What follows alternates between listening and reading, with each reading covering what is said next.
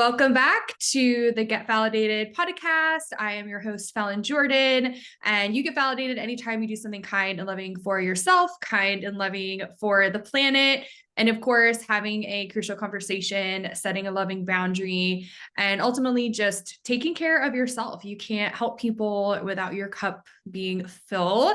And I'm so grateful to be here with Chantal Gagnon. How'd I do? Perfect. Okay.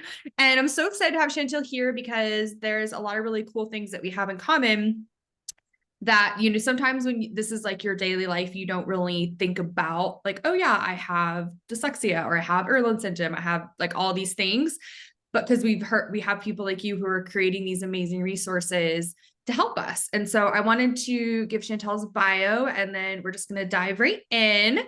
And just so you know, Chantal is coming from London, England, which is so special. So she's already like had her half of her day while I'm just getting started over here. Chantal is a creative, an entrepreneur, an idea generator, and founder of two companies. And one is SOCOLO, which is short for Splash of Color, and ChantalG Intuition, which I love that name. And SOCOLO is an inclusive stationery company in London that makes notebooks for adults with neurodiversity and visual stress. And this includes things like dyslexia and Irlen Syndrome, which we're definitely going to talk about a lot today. And Chantal is a gifted graphic designer and neurodiversity advocate. She's passionate about making noise and spreading awareness about the importance of inclusivity and accommodation, which is why I'm so grateful for her to be here.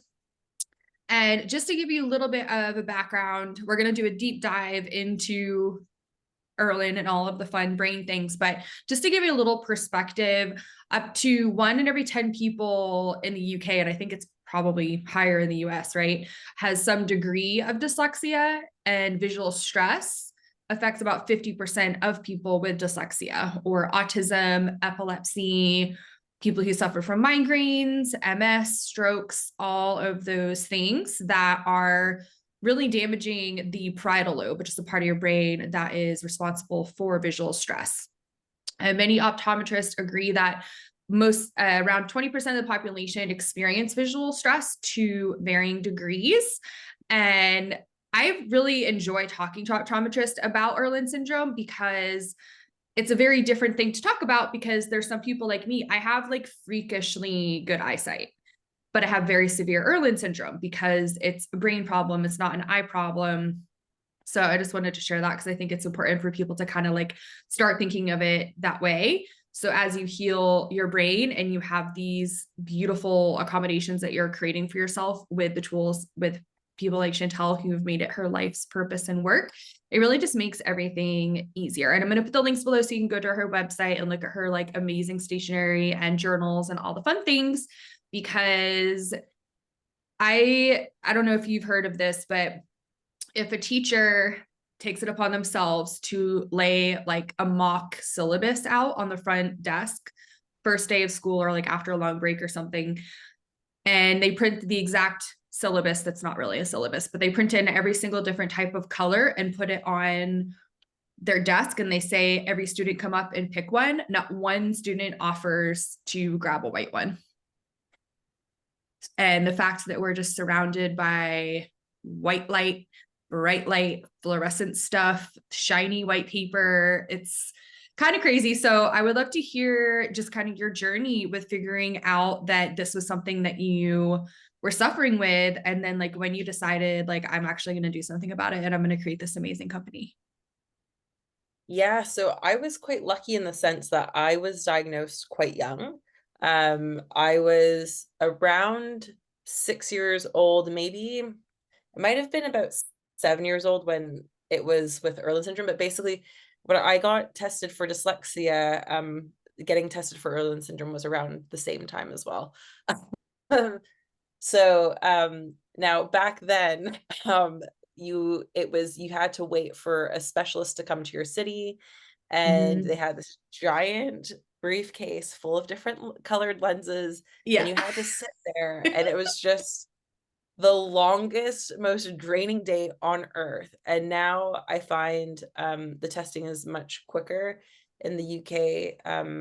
it's easier to get tested at many optometrists now. And Cool. here that you can get it done with the use of like colorful LED lights. And so they do a couple different speed reading tests and clarity tests where they just alter these like it's like this weird box that you have to look through that has different colored lights, and they just slowly are adjusting the color and fine tuning it for you. So it's a much Wow. more enjoyable experience compared to like what I experienced as like a I young. mean, I don't even know if people are doing it that extent over here. And if they are, I am very grateful. But yeah, I mean, I had this sweet lady with the giant suitcase. Yeah. And I sat in an office for like 3 to 4 hours. And it was totally worth it, 100%. But it's a lot. It's a lot. And especially when like, especially as like a little kid, like I feel like when you're little, it's sort of, your parents take you along and you know that you need this, you know that it's going to help you, but you don't quite get it. And like, A I think 100%. like your concept of like 4 hours as a kid is much different than like as an adult. 100%. And I'm so grateful that you got diagnosed so young, because I'm sure there's a lot of people listening like, I still don't even know what the frick you're talking about right now, because we're just not sharing it. And Helen Irlen is obviously an amazing person, and I'm so grateful for her really just kind of discovering this and having people around the world who are trained in this method. But ultimately, for me, the interesting thing is that I had my niece wants to play fetch, so I'm just going to keep her busy. When I was going through my journey, like, yeah, I struggled with ADHD, but because I was such a severe people pleaser, and like, if I didn't get 100 in every grade and every class, like, I just felt like the most like useless piece of shit. So when I had my first concussion, I started having more trouble with school. Like, you can see like the decline in my grades about 6 to 12 months after each concussion. Every single concussion I had, all 4 were blunt force trauma to the left parietal lobe. Yeah. So it got to the point where I couldn't read anymore. I would literally just instantly fall asleep. I couldn't go to class anymore. And I wouldn't have heard about this stuff if I wasn't around brain people. And so I've met with kids who are 4, 5, 6 years old, and they're not hitting their milestones with reading. We screen them for Irlen Syndrome. We give them just the color to release to start before they go to a diagnostician, and it changes everything. And I remember when I was learning about this and I was getting trained, and I think of my clients who are older when they get diagnosed and just figure it out, like, you kind of go through this like major like grieving process, because you're like, if I can't read, how can I do all these other things in my life? And Dr. Daniel Amen actually did a study where the amount of people in prison that had Irlen syndrome, don't quote me on it, but it was definitely more than 50%. It wasn't 90, but it was somewhere between there, that had severe Irlen syndrome. And like, their difficulty reading is what actually led them to having low self-esteem and going down that rabbit hole. So I just kind of want to give everyone like a big picture of why this is so important, because we have to share this information so that more people are feeling confident in the things that they want to do. It's just super crazy. So when was the point where you were like, okay, like, I need to actually do something to help people? Like, I need to create these beautiful products. Yeah, well, okay, so there were like a couple significant things. So when I was a little kid, I used to come home with temper tantrums every single day. And before I attended school, my mom, I just wasn't a very tantrumy kid. And so my mom was like, like, there's something wrong here. And then when I started working in offices, sort of like a similar thing happened. I would come home and I would be so grumpy and Yeah. so exhausted and such a shell of a human being. And I was just like, this is not normal. Mm-hmm. And if this is what work life is, like, I want nothing to do with it. Right. And and part of it was the office I was at, we were very client facing. It was a digital marketing agency, so a lot of like working in advertising and that sort of thing. Mm-hmm. And because it was very client facing, I wasn't really allowed to wear my colored lenses in front of clients. And What? yeah, yeah. So Oh the my God, that is NHS, crazy. so like the UK health system here doesn't recognize Irlen syndrome. You Wow. have to call it visual stress here. And Interesting. even then they don't fully recognize it. And so underneath like the Disability Act in the UK, you don't have a whole lot to back you up when it comes to Irlen syndrome. For dyslexia, I had a lot more force behind that, but when it Yeah. comes to Irlen syndrome, not so much. And so also like a lot of weird things were happening in the UK. So I wasn't a strong advocate for myself. Um, you know, they were getting a lot more like the politics what you hear on the radio was a lot more anti-foreigner. Um, I wasn't I didn't feel like super secure being here as a foreigner and just fresh out of university and attempting to get jobs. And also Yeah. because of my dyslexia, I had like one spelling mistake on my resume that like no one caught. Like I asked so many people to spell check my resume and no one caught it. And like Wow. it prevented me from getting a lot of jobs. Um and so yeah, the so I didn't feel confident in myself at the time. I was just young and didn't have that confidence. So yeah, I didn't wear hats in the office. I didn't wear like my tinted lenses. The thing that I got away with was colored paper. That was the one thing I got away with. And even then it was seen as very unprofessional. And so once I left that and started to do freelance, I was able to accommodate myself. And then finally pandemic came along and I spent hours trying to find myself a notebook that wasn't white paper. I didn't even care what color it was. I just didn't want it to be white. Yeah. And it took me forever to find. And even then I couldn't really find it. And kind of through the stress of the pandemic, I just burst out crying and my partner's like, whoa, like what's happening here? Like, what's wrong? It's like, I just don't understand how I'm like this old Right. and it hasn't been like developed yet. You know, I've been dealing with the struggle of not being able to find specifically notebooks. I really like to work in something that is notebook format. And it was like, what, like, it's been like over 20 years now. Like, why aren't there notebooks? And then very quickly it clicked to me that I'm a graphic designer. I can do this. I I love technically it. have the skill set. Right. And within an hour, I like came up with the name of the company and I like got it registered and just did it. Like it was super quick. Once I decided, it was like everything aligned. And um like me and you talked about a bit of like energy work and spiritual work. And I was like, I really do believe that when you feel like something's aligned with every grain of your soul, like that is what you're kind of meant to do. And all of a sudden it was just like everything flowed. Everything was just easy for like 6 months of trying to start this company and just do it. Everything slotted into place. And Wow. yeah, I realized, okay, this is I finally got on my path. So yeah. That is so amazing. I love that. And that's so weird about the when you said about them viewing it as unprofessional, because when I was just like getting the energy of our conversation, like I kept hearing like that line of professional and unprofessional. And like to me, it's like almost like a weird trigger because I know people very well, like the people that I know, and it's like I know why you messed that project up at work. It's because this is going on at home. And it's Yeah. like as someone that likes to see like everything about everybody and like being holistic, like I always see that. And then us trying to put everyone in a box and having these expectations that we just decide are expectations, which like using colored paper as unprofessional, like that's so crazy to think about.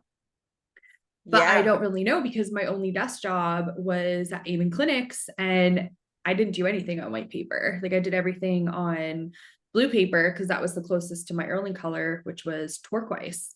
So, and I mean, even now, like everything I have is like pink. Like I don't use white paper for anything, but I can't even imagine what that's like for people because most most people that I work with that have Irlen, you know, they're either adults who are an entrepreneur or they're children. So like they have a lot of flexibility and don't have to deal with that. So I'm so grateful that you said that, because if someone is, you know, they have like a job and they're like, wow, like I actually really want to try this out and see if there's something different that I could be doing, because it makes such a difference. I mean, I take all of my notes on paper for my clients. I do my schedule for the week on paper. Like I love paper. I love stationery. I love markers. Like I love all of it. Well, and this is just it. Like, I feel like with a lot of dyslexics, we are kind of through the education system quite encouraged and forced to use a lot of computer programs, and somehow they think computer technology is going to just cure or solve us. Like, I don't quite get why we're so forced into technology when we know that we have a really good 3D brain, and that we don't really recognize, like we struggle with like 2D. And the when you have a notebook, it's a physical thing you can touch in your hand, you can flip it, you can crumple it. There is a 3D aspect to it. And so to put something on the computer, it like to have all your notes on a computer, you can't see where it is in the pile of the folders in your computer, but you can see where it is in the pile on top of your desk, you know? Yeah. And I mean, I'm so about to go real deep now because go for it. I like, you know, the blue light is one thing. Then you add the fact that whatever you see, your brain thinks is real. It's just Yep. like it's the perfect storm. Like if you want to gain control over people and have them lose complete touch with their intuition, their higher self, you get them addicted to something that seems real but is not real, makes them feel like shit about themselves, makes them actually feel dissociated, and actually fries their brain at the same time through the blue light, let alone the content. So, you know, I follow Tracy L. Clark. I don't know if you see me like reposting her stuff, but I just adore her. And she talks about this stuff all the time, just like the big picture of like light and dark and the things that they do to try to cut off that intuitive part. So I would love to hear a little bit more about when you were like, I'm just going to start doing intuitive and energy coaching, and like kind of like your journey with that. Yeah. So Warren, no, okay. So I feel like within the energy, spiritual, intuitive community, I feel like that there's a lot of, I'm just gonna say like neurospicy people. Everyone who like a lot of Yes, people I are sort of love that neurodivergent. term. And so I find Neurospicy. I love it. um and part of why I think that there's so many of us there is that growing up, like for example, I cannot keep up with a group conversation for the life of me. And so I really have to depend on my intuition a little bit to keep up or to know what's going on. I don't Mm-hmm. really fully know what's going around me most of the time. And so so I think in that way I had a lot of practice with it. Now, Yeah. I studied in San Francisco for a year, and I ended up dropping out of university because of it. And then went to Europe to finish my studies. But I was so burnt out, and it was a terrible year. Like, the school just overworked the students 100%. The My parents were going through a divorce. Like, there was just a lot of things Wow. happening in my life. So my hormones, my cortisol was like crazy. I had a really creepy neighbor as well, which like it was just super uncomfortable. That can, yeah, that's a Yeah, big it deal. was Just just in like case this you're like, what? perfect Like, it's a storm. very, very big deal because they're in your sphere. Yeah, yeah. So, like, yeah, it was to the point where like I told my cousin, I was like, if I get murdered, it's this guy. Oh no. I'm Like, so glad you're not there. but it was just this weird perfect storm. And Mm-hmm. so I was just seeking anything that could help. And what ended up helping me the most was doing tons and tons of yoga. And through yoga I started meditating a lot more. So that was my first touch into it. um And then I kind of got scared from it. I My yoga teacher training, I'm convinced we were on a cult for 10 days. I don't think it was like a proper ashram. Like, well, they advertised it as a garlic farm. It ended up being an ashram, which is fine. But Garlic farm. yeah, we weren't allowed to Interesting. The whole garlic vampires, witches, evil. It's a thing. I'm just gonna say it. It's a thing. I have garlic everywhere. No, I'm just kidding. I don't. like, Energetically, I do. it did help in this situation, unfortunately. Right. That's what I Um, mean. Like, that's so yeah. crazy. So and then basically because you're meditating and doing yoga all day long, a lot of weird things were happening. So towards the end of this really intense 30-day training, um, if I hugged someone and they had a painful shoulder, I would get that painful shoulder. Um, Whoa. and I was asking and like, okay, how do I control this? Like, this isn't like, people love it because when I touch them, they're like, a lot of their pain goes away, but I'm getting it. This isn't, this is going against like the dharmas, like, Yeah. what is going on here? So no one gave me any advice, other than like, imagine yourself in a bubble. Well, that works for some people, but you need to clear your energy before you do Yeah. If that. there's an entity attached, you gotta get it out. Right? You can't trap it in the bubble with you. And so, That makes no sense. and so yeah, so no one was really helping me out. And so I kind of got freaked out from it and was just like, Warren, you know what? Like, I'm done. Like, I'm no longer meditating. I'm not doing anything. Pandemic happens, and it was a really good catalyst for me.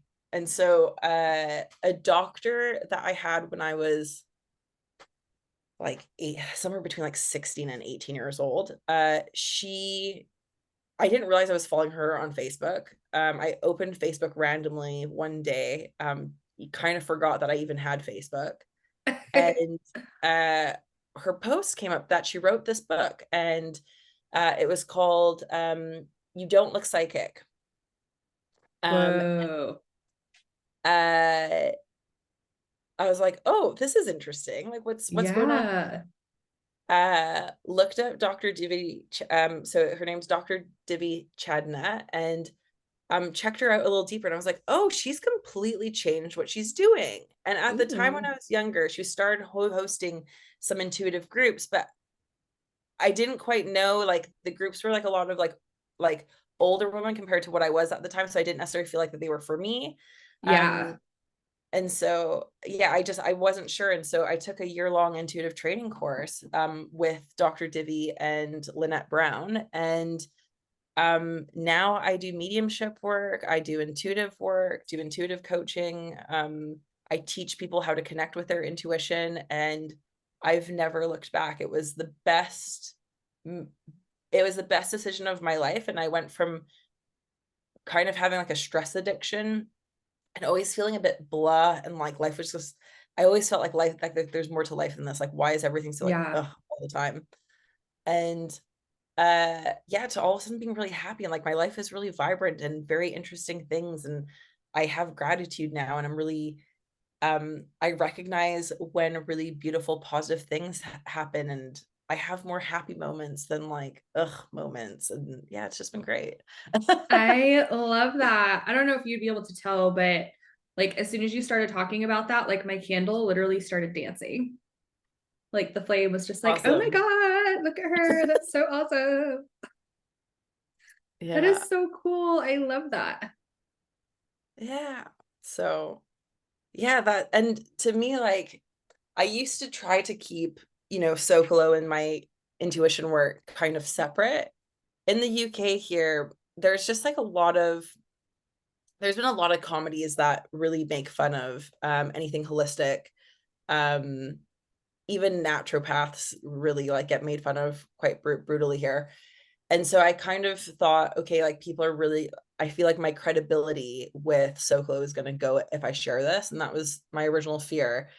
But the more that I'm kind of allowing the two to combine, the better things are happening. So I'm just sort of like, okay, Yeah. I'll let people see all of me and not separate it. And it seems to seems to be working. I So love that. And I'm so grateful we got to talk about that when we first met, because I know what that's like. yeah, yeah, Yeah. it's very like, for, for anyone who's listening, who's like really like dividing and having two selves, like, are you actually protecting yourself, or are you, hiding yourself? Like, I had to do a lot of work on like, why am I actually doing this? Mm-hmm. Um, and it's a whole lot of fun when you start combining and like allowing I yourself to know. be whole and not just, yeah, to let your Well, and full self like the shine. fear factor, like I call it CBTing. So like cognitive behavioral therapying yourself. Like this is the thought I'm having. And then like getting, like if it's a branch and like the roots or like the root issue, a lot of it comes back to a lack of safety. So whether it's financial safety, which I feel like is the biggest one, or these other things, it's like, and I'm having this like total crazy heart palpitation. Because if it is like you're worried about somehow like not having safety in finances by keeping things separate, you're still putting that energy out there. Oh, Like you 100%. could still lose your job for all these other things that you don't think have anything to do with you being your full authentic self. But there's a reason why the people who are like really living these amazing lives where they feel vibrant and grateful and connected, and they experience these like beautiful synchronicities and miracles every day, this is the story that they tell, right? It's like you have to be in your full authenticity. And if someone doesn't resonate it, well, that's totally fine. There's a billion people on the planet. We're not all meant to agree. Yeah. And I mean, you're doing such amazing things and healing people in so many different capacities. So to me, it's just like it makes so much more sense that you do everything together, because you can help people with all these different issues. And however they find you and connect with you is beautiful and great, but you're like opening them to this whole other world of transformation.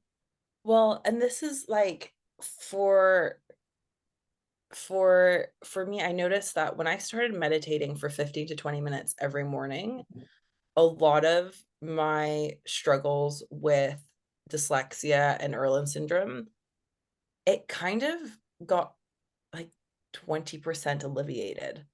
And so if I Wow. could do something for like 20 minutes each morning, and that meant that I didn't stutter so much, I didn't mess up my, like, because my dyslexia comes out in my words quite a bit. So if that Mm-hmm. means that, I'm not messing up my words, my spelling's a little bit better, I'm able to read a little quicker and not get so tired afterwards. Um, I'm able to go outside and not squint so much. That's a huge thing, to be 20% less tired by the end of the day is huge. Yeah, that's Um, crazy. yeah. And so I highly suggest meditating. And I think, there, especially like with the neurodiversity crowd, you always get I mean, I think the memes are hilarious, but like people with ADHD who are like, did you not tell me to meditate type thing, right? Yeah. And meditation can be as short as one single breath. And it's just Mm-hmm. to know that you could take one single focused breath. Great. If that's all you have the capacity to do it. And try to attempt to do that multiple times in the day, right? Yeah. And then just slowly build up there. It can be two focused breaths next time, right? It doesn't have to be meditating for a full minute. It doesn't have to be meditating for hours, right? You can just get it in when you can. And, I was always when I was working in offices, I was always jealous of people who were able to take smoke breaks. Because I'm like, they get to go outside for Mm-hmm. 5-10 minutes and just breathe, but no one else seems to be allowed to. And, Isn't that interesting? Back to the professional, unprofessional bullshit. yeah. It's like And you so, can go out and like slowly kill yourself and get cancer, but like we can't go out and get the sun and actually prevent cancer. oh, 100%. And like, there have been times in my life where I've literally carried around a full pack of cigarettes with me so I can go take my fake smoke Stop. break. Oh my So I can just go and God. like breathe for a little bit. Or, instead of going to the bathroom, I'd go to like the stairwell and like take my moments to breathe a little bit. So, Wow. I think it's and if that gets you focused and back on your day, like I used to be someone where 2 o'clock was always my nap time. I needed a nap by 2 o'clock so I could recharge enough and have like a brain break. So I could finish my day. And when I meditate in the morning, I don't need that brain break. I don't need to nap. When I talk about how my brain feels when I'm like overwhelmed or when there's just a buildup of information, to me, it feels like there's a traffic jam happening in my brain. And there does come a moment where I have to like sit on the couch with an ice pack on my head and just experience nothingness for a bit, whether that's in the form of a nap or just closing my eyes and not talking or hearing anything. And not seeing anything, like, sweater over my face type thing. And now that I meditate, I can do it with a lot of intention before I even get to that point. Meanwhile, before I was taking those breaks without intention, but now I just take a premeditative brain break first thing in the morning. I love that. And it's so cool because like once you start doing it and you notice the miracles, like you start doing it. Like if there's like if I, had something scheduled and it gets rescheduled or whatever, like I'm like, oh, I have suddenly like 30 minutes of my day that I was planning to do this and now I can do whatever I want. It's like, why don't I just do some quiet time with eyes closed and like recharge and just like make the best rest of my day. 100%. It's like meditating's addictive. Now, I will do like a little warning of I meditated wrong for a while there. I'm very prone to burnout. I'm an overworker and I burn out, and I'm trying to treat myself with a lot more kindness.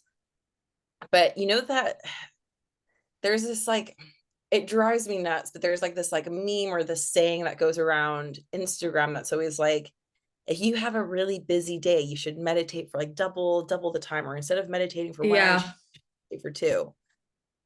Well, yeah, I used to do that where I would meditate. I knew that if I had a really busy work week, I would meditate longer in the mornings. And what it meant was I could work 14 hours straight and I'd be kind of fine. And Whoa. yeah, but what ended up happening was, rather than getting burnt out by the end of the week, I'd get burnt out in 2 weeks or whatever. So I was using it as a way to prolong the burnout. I wasn't using it as a kindness to myself. Wow. And so please, no one do that. Yeah. Well, now I need to know your human design. Do you know what it is? I've never gotten it done. Oh my God. I know I'm late on the game with that. Just go to freehumandesignchart.com and punch in your info. It'll give you a little report. And then if you want to do anything like deeper with it, let me know. But I'm wondering if you're a type that like produces a lot at once and then just like takes a break for a while. Want to know it? Yeah, that probably sounds like me. Yeah. Yeah, no, okay. I'm curious. I will definitely check it out. Yeah, but I think part of it is like the trauma of being dyslexic as a kid and always feeling like you have to like prove yourself, and having someone constantly tell you from your formative years that you'll be fine, you just have to work a little bit harder than everyone else. What does that mean? Right? Yeah. And then that affects our self-consciousness. So it's like you have to work hard, but also much harder to make money and have a lifestyle that you want. Like it's so crazy. Like there's just so much about the school system that's just like so messed up. And I know you're in the UK and it's different, but especially here in the US, like just you're expected to fit into a box and you're supposed to be relatively okay good at everything versus like focusing on what you're really gifted at, focusing on that, growing that. So when you graduate high school with your sweet little brain not even close to being finished developing yet, you can be like, oh my God, like I'm really good at this thing. And because of my human design gene keys, all this information that I have, I know that this is the path that I'm going. And I know that I'm already successful, but I'm just going to be continuously more successful in my life because I'm doing pretty much the opposite of what the general school system told me to do. Yeah. Yeah. Yeah. And like, there's some fact that I read the other day. I'm gonna really mess this up, but It's all good. kids with ADHD, I don't know if it's like every year or by the time they're a certain age or what, but overall they get given 20,000 more comments of critique than any other kid. Whoa. And that kind of trauma, oh my gosh, that's terrible. And to think about all the Wow. negative self-talk we already have, period, and then to Right. have this on top of that, I just had a right? really cool like coming together moment. Yeah, I A can feel it. lot. My hairs are going. So a lot of CEOs and entrepreneurs have ADHD and dyslexia. I have met with, I think, like 5,000 patients and heard their entire life story from the moment their parents decided to conceive them to the moment that they're sitting with me. Every single successful CEO entrepreneur that had ADD and dyslexia was like, at a certain age in my teenagehood, I was so traumatized that I realized I'm never going to be able to work for somebody or I'm going to get really depressed. So I need Yeah, to actually create something and like stick to it.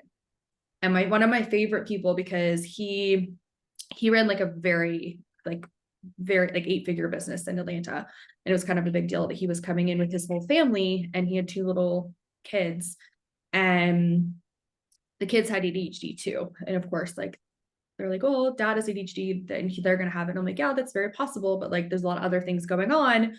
And the husband, I was like, yeah, if you could just like walk me through like the daily life between you and your wife, because you know, you're expressing that like in business, you're like all A's basically, but like in your home life, your ADHD like really ramps up. He's like, I sometimes come home and realize that if there was like a monkey sitting on my kitchen counter, I might not notice it. And I was like, okay, that gives me a better idea. But again, like running this amazing company, like so happy in his marriage. I mean, his wife definitely got frustrated with him, and that's why they were coming in to get help. But it just makes so much sense. And again, like to me, I think of it as like CEO, ADHD, dyslexia. What's your soul life purpose for this lifetime? And you can see it so clearly when we're so little, and then we get lost in all this trauma that these systems keep trying to put on us, when in actuality, like there's no reason we can't all be CEOs and entrepreneurs, or at least half absolutely. of us, and the other half like help us support stuff like the sweet person who helps me edit these videos, because God knows I can't do it.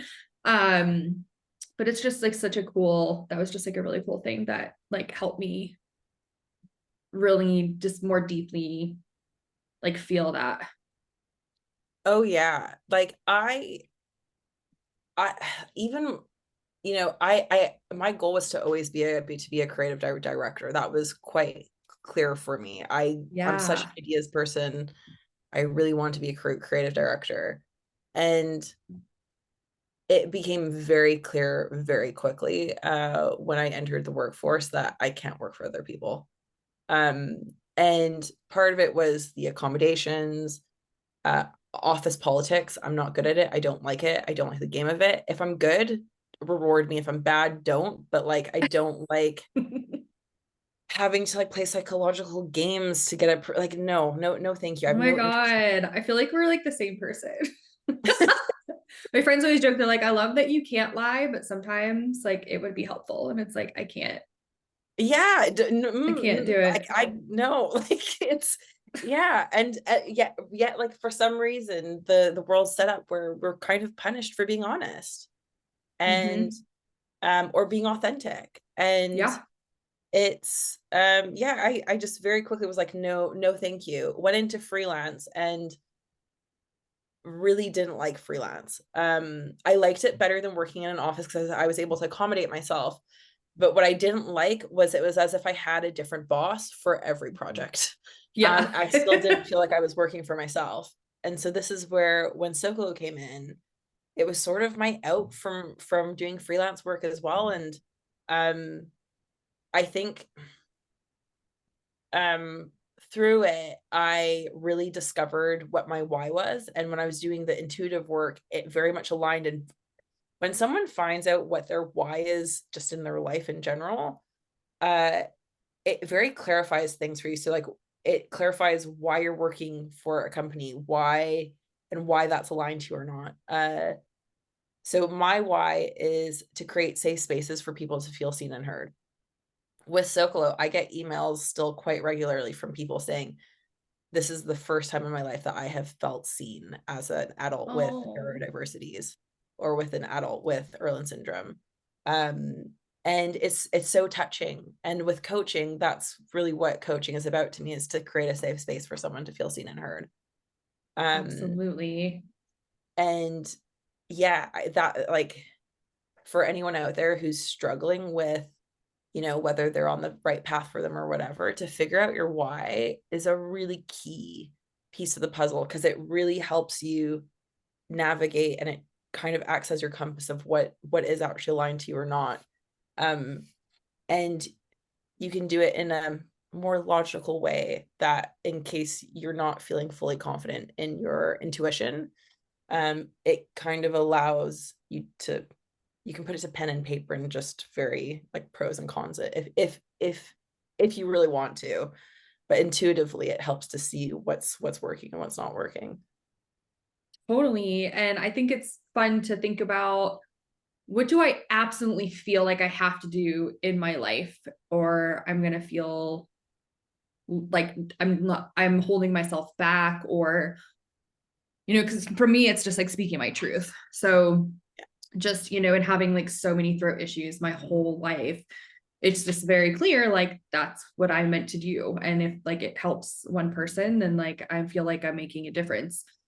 But then, all these other downloads just come in. Like when you find like the core thing, like for you, like helping other people feel safe to be seen and heard is so beautiful, that you can do that in so many different capacities. And you do that in so many capacities. I was actually just listening to Julie Riesler and Lisa Barnett talking. So Julie Riesler is a spiritual life coach who I adore, and Lisa Barnett is an Akashic Records expert. And they were actually I think talking I might about be like, reading one of her books. isn't she so cute? Talk about like voice frequency. Like I can just listen to her talk all day. So anytime she does anything, I listen to it. But she was talking about how like, yeah, like you have a purpose for your soul, but it doesn't have to be this one thing, which again, like you run two businesses, and like you are like a perfect example of that, because there's so many people who dabble in like all these different things because they get all these amazing divine downloads of all these different ways that they can help people and make an income from a spiritually aligned place based on their big why. Yeah, yeah. And the beautiful thing about why, like, so for example, like SOCOLO, it really felt like my life was coming full circle, right? Here was something I was diagnosed with from a young age that I struggled with. Here's a tool that I really needed. It was taken away from me with the minute I left the education system. And this was my way to put it back, and to put it back into the system for adults. Yeah. And I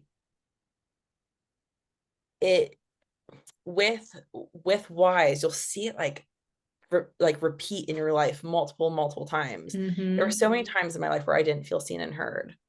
I have people always tell me that I'm a really good listener. There are all these moments where that just kind of like, it shows that I really value that, and it Mm-hmm. just keeps on repeating and repeating and repeating and repeating. And uh, when you can see those patterns again, it just, you're like, oh, okay, like my feeling that this was really aligned with me. Okay, I've just now created the evidence for that. This really makes sense. I love it. The dots are now connected. I have a question for you. With Oh my God, feel please. I feel, love it. feel free to say no. Oh How my does God, I would intuition never. show up for you? Like how do you experience it? So I do my morning gratitude. I listen to a high vibe podcast, and then I journal. Mhm. So I journal things that I'm happy and grateful for. Some of those that technically have not happened in 3D reality quite yet. A bunch of reasons why I'm awesome. I write a love letter to money, and like my money and trauma is like all in one and the same. So the way that I used to talk to money was how I talked to people who had hurt me. So like a perpetrator. And now money and I are best friends. And like he or she is my favorite person and my favorite partner and my biggest supporter. And then I do some Reiki and I pull some cards. And then I just thank spirit for whatever's going to show up that day. And I like to kind of like when I'm like, I need to know something now, like I'm very much like, please help me now. But I like to keep it open, especially now that I'm feeling I not even just feeling, but I am like with what I'm doing and not doing with my life professionally on a resume, etc. Like I just love that there's so many things that could happen in a day. Like anything is possible in a day. And I just like to kind of open up that portal to miracles and like whatever shows up. And, you know, like I got to listen to that amazing podcast today, and you know, I just get to like reminisce about like when I first had an Akashic reading. And I know that at some point soon I want to have one. I haven't felt like the 100% pull to like schedule one yet, but I'm just very curious because since you and I have been talking about the why, I remember this like one of the biggest first readings I had. She was like, yeah, you can go in these 3 totally different directions with your life. And I was like, okay. And it's like, I actually get to do all of them now. But like, then because I saw things so separately, and now I get to bring them together, which is like my love for the brain and speaking and training, my love for organization and interior design, and my love for healing, but especially healing animals. That's where the divine download for home alchemy came in, because I get to do all of that literally under one roof. And I really just make a commitment to myself every day that I'm going to create space to be able to receive guidance. Because the worst thing is when your nervous system isn't regulated, you're in fight, flight, or freeze, you can't hear. And I'm always like, I know what it's like to not listen to the whispers and then get hit by the 2x4. I'm not doing that again. So like, I need to make sure that I keep my channel open so that I can receive. Yeah. And because I'm like so obsessed with my house and like my stuff, like it's just funny how I gravitate toward certain things. Like when I was like, what am I going to wear for this interview? And I was like, I'm going to wear my favorite, most colorful shirt because like that feels aligned right now. I'm going to wear my quantum energy pendant from Joshua Bloom, who's amazing. And I'm going to have my special candle that I only light for like really special people in Reiki. Thank you. And yeah, and I'm like, I am so excited, and I'm gonna drink I call it the crazy smoothie, the scary smoothie. And that helps a lot. Like literally just like keeping my body as like the vessel, like as pure as possible helps a lot. Oh yeah, totally. A lot. And I am obsessed with the sun. So I try to get in the sun every day, especially now that it's summer. And I get so many downloads when I'm in the sun, either doing a meditation or just like putting my headphones on and just having total quiet helps so much. Yeah. Yeah. No, that is really beautiful. I love, like, thank you for sharing your practice. Oh my God, of course. And it's so funny how non-negotiable it is.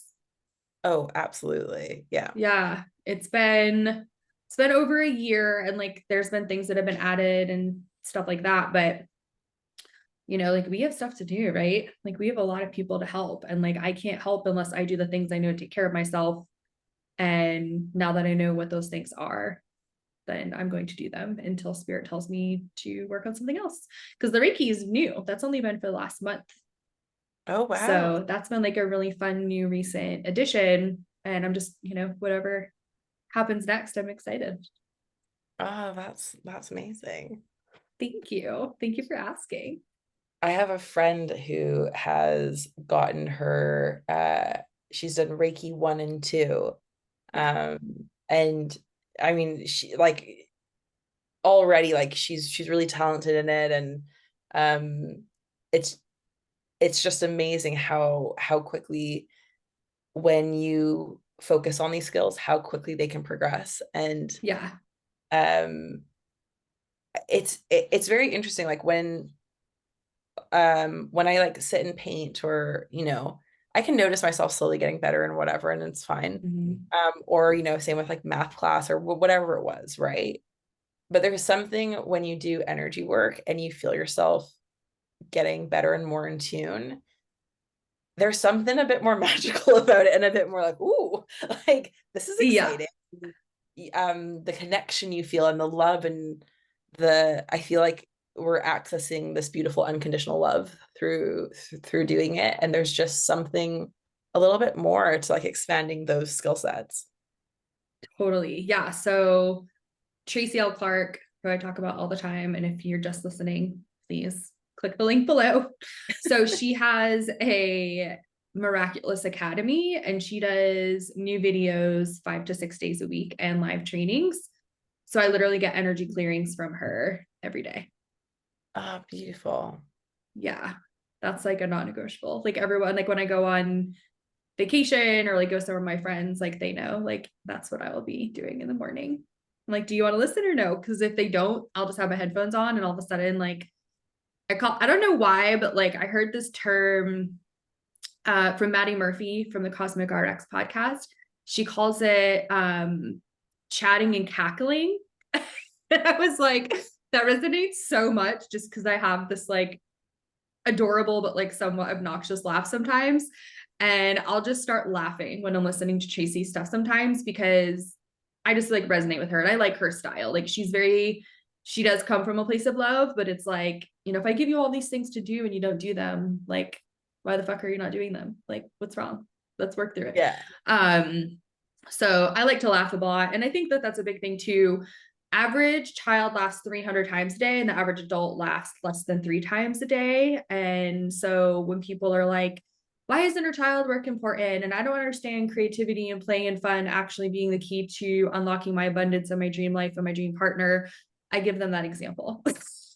Like Yeah. if you got paid, let's say, this is fun. Let's say you got paid $100 every time you laughed. How much different would your life be? Oh, absolutely. Yeah. And for a long time, and probably until I feel like this is fully healed, but my coach told me, she's like, every time you cry, like, I want you to think of that as money. And I was like, okay. It sounds easy, but for me, it's very hard. So, Yeah. That's a very interesting look on that. And mhm. it it is, again, like with with energy work, with spiritual work, with intuitive work, um it allows you to go down this path of having more and more happy moments, Mhm. and living more in that side of things, rather than, experiencing happiness, joy, laughter, just here or there. You're more and more frequently enjoying it, feeling it, experiencing it. Um, and I mean, isn't that like the whole point of life, is to have fun? Really, at the end of the Yeah. day, to have love and experience this like beautiful unconditional love. Mhm. Yeah. Yeah. So many of my readings related to, again, like the soul why or whatever, they would come up a lot with hedonism. And I was like, okay. It's like I teach people how to have fun and pleasure, like eat and drink well and do fun things. And I'm like, okay, doesn't sound like a bad life mission. Oh yeah, I can get down with that. Yeah. So fun. Well, did you have anything else that you wanted to talk through together? um no, like, I mean, I'm happy to talk about anything, but yeah, whatever. We can end if you want, we can keep on going, whatever you want. Well, I'd love to know if like you got like if anything has like popped up for you intuitively since we've been talking that you haven't shared yet. For you, or for the topics? Everything. Everything. Okay, hold on, let me tune in. Okay, my just so you know, like when I tune in and the guides come in, sometimes my neck does weird things, so just that is Okay. normal. Okay. Okay. So, okay.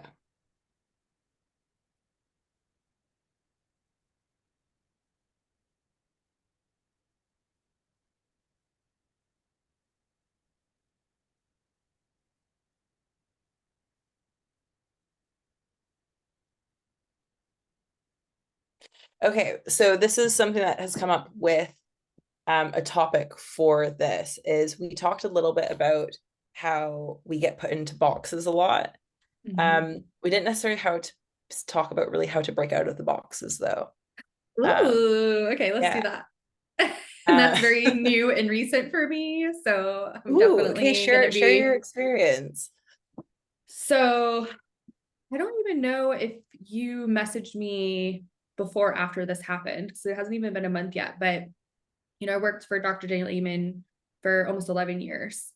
And I loved it. But when I started doing this work of like being my full authentic self, I knew that I couldn't do it in a container like that. Yeah. And I was just, whether I was working with clients or I was training mental health professionals who work with clients about this type of methodology, which is neuroimaging and like a very deep dive into biopsychosocial, spiritual, environmental health. And I just knew that there was just like so much more. And so when I started like putting pieces together with my business, and I invested half of my salary, not knowing where the hell this money was going to come from in this coach, but I just knew I had to do it. And that's the key, is like knowing you had to do it. And I asked God, I was like, and I don't often say I need a specific sign. Like I just don't, because I'm trying to be more like open to just whatever they want to give me. But I was literally walking down my walkway that I walk all the time, and there was a leaf like sticking out of a tiny crack in the brick. And I was like, if that leaf can land perfectly there and not move in a, like the where I live, which is very windy, was like, I could figure out how to do this. And so I did it. And I just started like treating myself, okay, like if I was solely responsible for my income and I didn't have any of this safety stuff coming through, like how would I treat myself? How would I organize my day?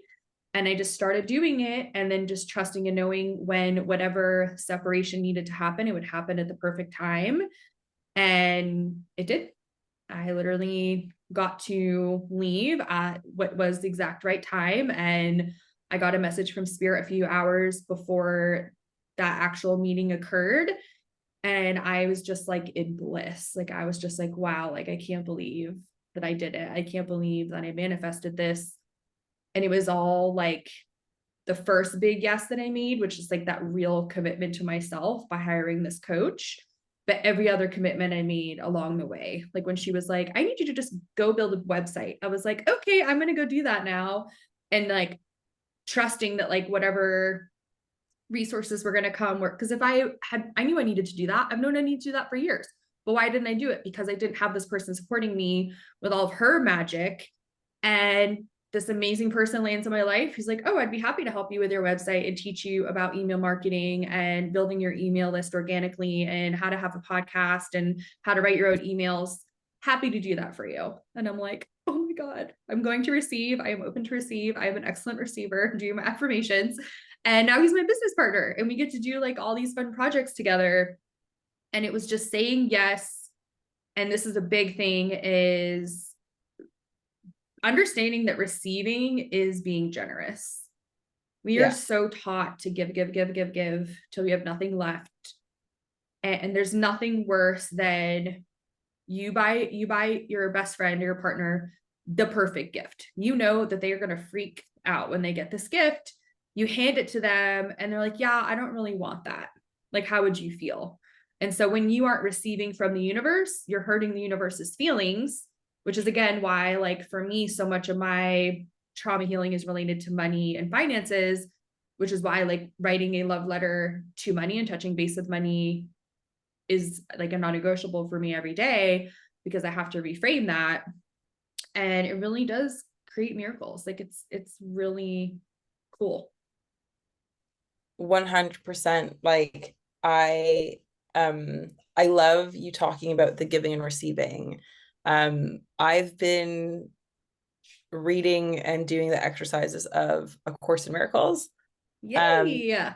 and okay, like so you know it, yes? Yeah. Yeah, okay. Some like so many people do know it, but on an odd occasion, people are like, huh? I'm like, okay, I'll just screw Marianne around. Williamson for president. Okay. Hello. I've been wanting to know I like, I hope this isn't offensive. No, it's I, okay. for You a can say long whatever you want. time, made a point to not follow American politics, Well, yeah. because I felt like It's I don't even horrible. follow the politics of my own country. Like, why am I following Right. American politics? And so I started following more of the politics of my own country, got really depressed, but that's fine. But I follow Miriam on social media, and I was like, oh, she's running. I now I'm sucked in, and I'm like, Right. finally, this is amazing. I know. I wow, like it's uh she says a lot of things that make sense. She says a lot, like, anyways, yeah, I'm all for her for being your guys' president. I I hope it know. happens for you guys. Me too. If we even still have a president, like present. It's so crazy. Like because I'm a human, I go to the grocery store as much as I try to ignore things, but like I literally just sometimes like I'll look at the magazines and I'll see like a king like on a throne and stuff, and I'm like, whoa, this is so weird. Like it's 2023. Like we've been doing that since like 1500s. Like that's really Yeah, yeah. so No, it's trippy. well, and being a foreigner in this country, that has this monarch and stuff like that, it's just an interesting process. I never fully understood it, and I mean, I still don't, in all honesty. But Where are you from? I'm originally from Canada. Oh, okay, cool. Yeah, Love that. I'm yeah, from Maine, basically Canada. yeah. There we go. Close enough. Yeah. Yeah. But yeah, okay. So sorry, with A Course in Miracles, I got really off track there. With A Course in Miracles, there's been a lot of lessons recently about giving and receiving, and a Mhm. lot of lessons on God, the universe, the divine, whatever you want to call it, spirit, needs you just as much as you need them. So Mhm. it's not this one way thing where I feel like, so I was raised Catholic, and I feel like we're very much taught you go to church, you pray, you ask for things, Yeah. right? You don't really realize that. I don't think we're taught enough, or maybe I was just too young to understand the other side of it. But I don't really remember being taught about, this entity also needs me too. It's not just I just need them. Yeah. And this giving and receiving, yeah, when we are constantly conditioned, especially as women, to give, Mhm. um you end up blocking your ability to receive a bit, and to balance that out a bit, to be in true flow. There is give and take, like there, like what, like when you give, you get to take, like there, you get to receive. We need to be ready to receive. And a lot of intuitive hits that I've been getting for the second half of the year is, we need to take the month of June to prepare to receive for the second half of the year. So we really need Yes. this month as a transition period, and really start getting ready to like receive. And I feel like the next 6 months are going to be really magical for a lot of people, but the ones who are ready to receive, that's like the next 6 months is going to be your time to shine. It's time for us as a globe to be ready to receive. Yes. Oh Yeah. my God. I love that. I love that you said that. So fun. So did I explain how I got out of my box? Yeah, I think so. I mean, if there's Okay. any details you'd like to add, but yeah. Back to like being PC and professional, like it's still hard for me to just kind of like voice like why I felt so stuck in a box, because like it was a great box. But that was also why I created this podcast. And I don't know why, but it was, again, like I feel like spirit was just like, this is your safe place where you can be 100% yourself. Because I feel myself, and I did for a long time on Instagram, but like it was just like an energy that I'd been in and still was stuck to these other boxes and entities that I was a part of. So I was like, fresh start. It was like my Valentine's gift to myself. I'm like, I'm giving myself this podcast. And it's just been like a really, really beautiful space because the people who choose to be here and stay, like, obviously are here because they want to be a part of something different and bigger. And I just get to be my full self and not hold back. And I feel like it's opening all these other doors just from me being able to share my voice. Oh, absolutely. Your throat chakra is like a really it's a Yeah. powerhouse. And if Yeah. you weren't necessarily able to use it as powerfully before because of these boxes, like Mm-hmm. what a beautiful way for you to have like this freedom to practice, to play, to get experimental with it, to grow the confidence and to open it up, that when you start entering back to other spaces, that is much more powerful than it once was, right?